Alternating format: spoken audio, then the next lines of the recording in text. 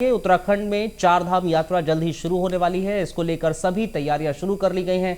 दरअसल श्रद्धालुओं के लिए 10 मई को गंगोत्री धाम के कपाट खोल दिए जाएंगे। वहीं अक्षय तृतीया के पावन अवसर पर गंगोत्री धाम के कपाट 10 मई को अभिजीत मुहूर्त और अमृत बोली के पर खोले जाएंगे, अमृत बेली पर खोले जाएंगे। साथ ही केदारनाथ धाम के कपाट 10 मई को सुबह 7 बजे और बद्रीनाथ धाम के कपाट 12 मई को सुबह 6 बजे खुलेंगे। चार धाम यात्रा को लेकर प्रदेश सरकार ने तैयारियां शुरू कर दी हैं।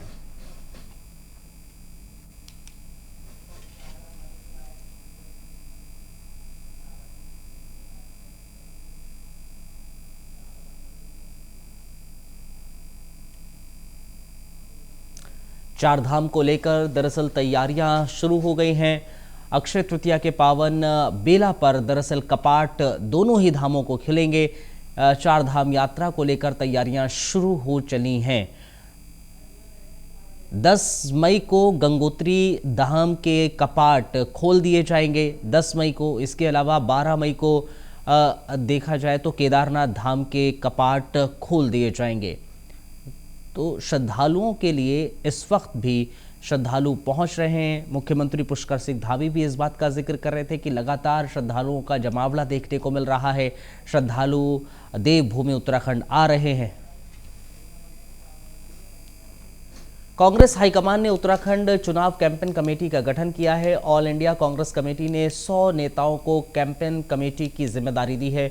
वहीं पूर्व कांग्रेस प्रदेश अध्यक्ष और विधायक प्रीतम सिंह को उत्तराखंड चुनाव कैंपेन कमेटी का अध्यक्ष बनाया गया है। आपको बताते चले कि हाईकमान ने चुनाव प्रचार खत्म होने से 9 दिन पहले कांग्रेस चुनाव अभियान समिति का गठन किया है। इस दौरान कांग्रेस राष्ट्रीय महासचिव केसी वेणुगोपाल की ओर से जारी सूची में कमेटी की सह संयोजक पूर्व विधायक हीरा सिंह बिष्ट को बनाया गया।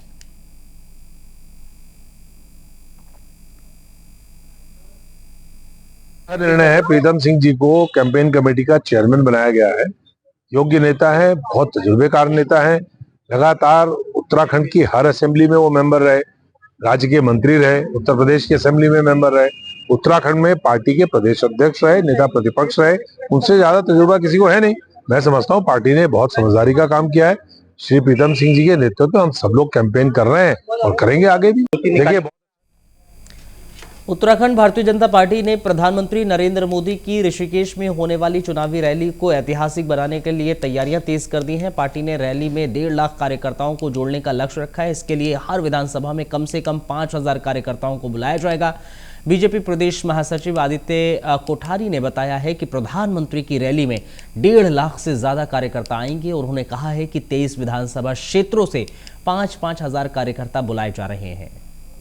देखिए, कार्यकर्ता स्वतः स्फूर्त मोदी जी की रैली में आना चाहते हैं। कार्यकर्ताओं के साथ साथ में जनता भी जो है बड़ी मात्रा में जो हमको अभी तक संदेश मिल रहे हैं वो अधिक से अधिक संख्या में मोदी जी की जनसभा में आना चाहते हैं।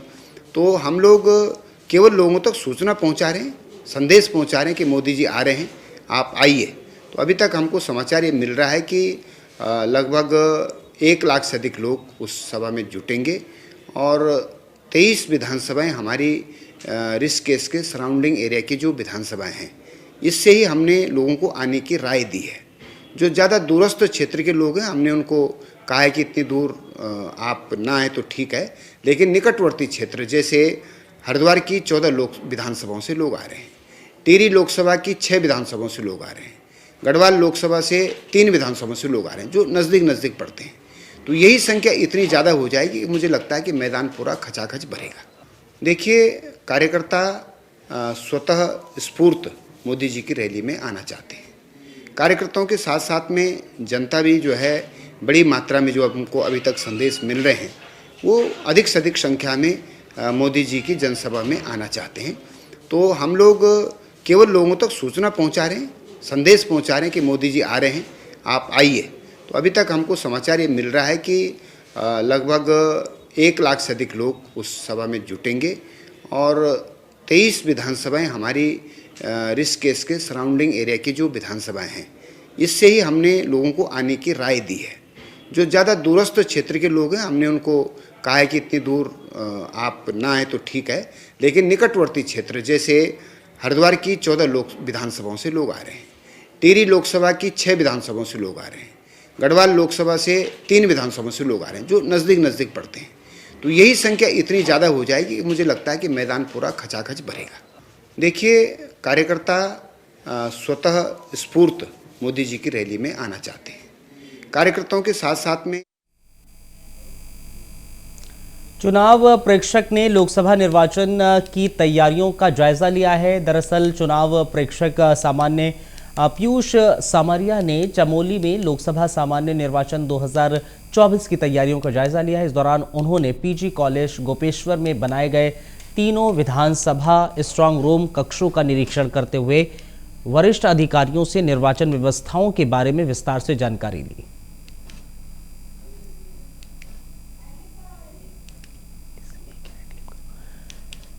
तो आपको बताएं, चुनाव प्रेक्षक ने बाकायदा जायजा लिया है क्योंकि 2024 का चुनाव अब नज़दीक है और स्ट्रांग रूम में बाकायदा जो ईवीएम हैं वो पहुंच रही हैं, उसमें किस तरह से क्या कुछ है वो देखा जा रहा है। चुनाव प्रेक्षक लोकसभा निर्वाचन की तैयारियों का जायजा लेने यहाँ पहुंचे हैं। चुनाव प्रेक्षक पीयूष सामरिया ने चमोली लोकसभा सामान्य 2024 की तैयारियों का जायजा लिया है। इस दौरान पीजी कॉलेज गोपेश्वर में बनाए गए तीनों विधानसभा के स्ट्रांग रूम के कक्षों का निरीक्षण करते हुए वरिष्ठ अधिकारियों से निर्वाचन व्यवस्थाओं के बारे में जानकारी ली है।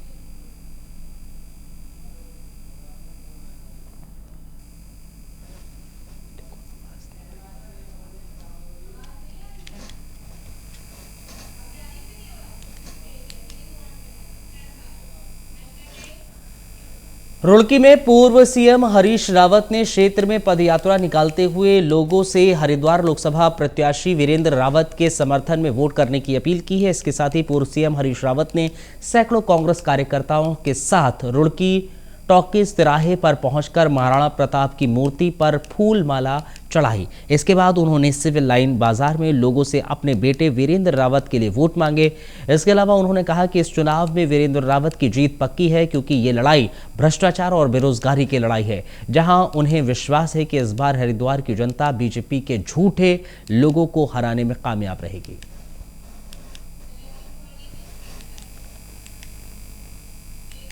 गढ़वाल में कांग्रेस के पूर्व प्रदेश अध्यक्ष और लोकसभा प्रत्याशी गणेश गोदलियाल ने बीजेपी पर हमला बोला है। उन्होंने कहा है कि बीजेपी प्रत्याशी अनिल बलूनी को आज वोट बैंक के खातिर सीडीएस जनरल विपिन रावत की याद आई है। साथ ही गणेश गोदलियाल ने कहा है कि जब हेलीकॉप्टर क्रैश में जनरल विपिन रावत की मौत हुई थी तो उनकी शहादत पर राज्यसभा सांसद रहते हुए भी अनिल बलूनी उनके गांव श्रद्धांजलि देने नहीं पहुंचे थे। इसके अलावा लोकसभा प्रत्याशी गणेश गोदलियाल ने तीखे स्वरों में चुनौती देते हुए कहा कि अगर श्रद्धांजलि देना ही है तो हेलीकॉप्टर क्रैश के कारणों का खुलासा होना चाहिए, उसकी जांच सार्वजनिक होना चाहिए। विपिन रावत जी के पैतृक गांव में आज गए, जब वो चुनाव लड़ रहे हैं, उन्हें वोट की आवश्यकता है।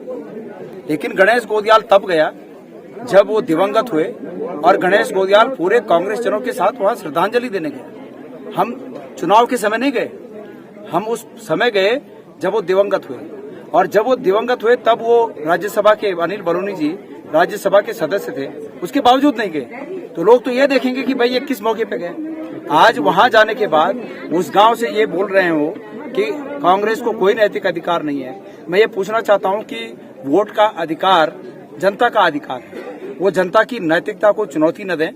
जनता नैतिकता अच्छी तरह जानती है, जनता उनकी नैतिकता को हैसियत बताने के लिए तैयार बैठी है और 19 तारीख को जनता उनकी नैतिकता की परिभाषा अच्छे रूप में समझाएगी। विपिन रावत जी के साथ मेरे बहुत ही ज़्यादा अच्छे संबंध रहे। मेरे लिए वो हर वक्त एक आदर्श पुरुष रहे हैं। मेरा सवाल लगातार एक ही किए जा रहे थे, ये कांग्रेस के लोग क्यों नहीं माफ़ी मांगी उस वक्त, क्यों नहीं इस्तीफा दिया, क्यों नहीं राहुल गांधी जी से पूछा, सोनिया गांधी से पूछा कि आप हमारे वीर को गाली नहीं दे सकते, क्यों नहीं इन लोगों ने उसे इस्तीफा दिया था। आज हमारे इस गढ़वाल में वोट मांगने के लिए कैसे हिम्मत जुटा रहे हैं, जब रोज़ के रोज़ कांग्रेस की ट्रोल फैक्ट्री हमारे इस गढ़वाल के बेटे अजीत डोभाल, जिसने अपना पूरा जीवन देश के लिए लगा दिया, उस अजीत डोभाल को जब अपशब्द इनकी ट्रोल आर्मी करती है, क्यों नहीं ये लोग इस्तीफा देते थे, क्यों नहीं ये लोग कहते थे सोनिया जी ये बंद कीजिए, राहुल जी ये बंद कीजिए, ये गढ़वाल के बेटों का अनादर करना बंद कीजिए। याद ये कैसे भूल सकते हैं हम लोग जब हेमवती नंदन बहुगुणा उनके राजनीतिक पूरे कैरियर को, उनके जीवन को तबाह करने वाली इंदिरा गांधी थी। इंदिरा गांधी ने उनको जमीन पूरा नेस्तानबूद करने के लिए। उत्तराखंड में चार धाम यात्रा जल्द ही शुरू होने वाली है। इसको लेकर सभी तैयारियां भी शुरू हो चुकी हैं। दरअसल आपको ये बताते चलें, श्रद्धालुओं के लिए 10 मई को गंगोत्री धाम के कपाट खोल दिए जाएंगे। वहीं अक्षय तृतीया के पावन अवसर पर गंगोत्री धाम के कपाट 10 मई को अभिजीत मुहूर्त और अमृत बेला के मौके पर खोले जाएंगे। साथ ही केदारनाथ धाम के कपाट 10 मई को सुबह 7 बजे और बद्रीनाथ के कपाट 12 मई को सुबह 6 बजे खुल जाएंगे। गंग मिलन को जाइए तज माया अभिमान, ज्यों ज्यों पग आगे बढ़े कोटि के यज्ञ समान। जो मां पतित पावनी भगवती गंगे की ओर से श्री 5 मंदिर समिति समस्त राष्ट्रवासियों को 2081 नव संवत्सर की हार्दिक शुभकामनाएं प्रेषित करती है। इस वर्ष के पंचांगानुसार मां भगवती गंगे के कपाट दिनांक 10 मई 2024 को 28 प्रविष्टा वैशाख बार शुक्रवार को अभिजीत मुहूर्त में 12:25 पर भगवती गंगे के कपाट का जो समय रहेगा और समस्त राष्ट्रवासियों के लिए, विभिन्न देशवासियों के लिए भगवती गंगे के कपाट दर्शनार्थ खोल दिए जाएंगे। पुनः श्री 5 मंदिर समिति समस्त राष्ट्र एवं अंतर्राष्ट्रीय श्रद्धालुओं के कल्याण की कल्पना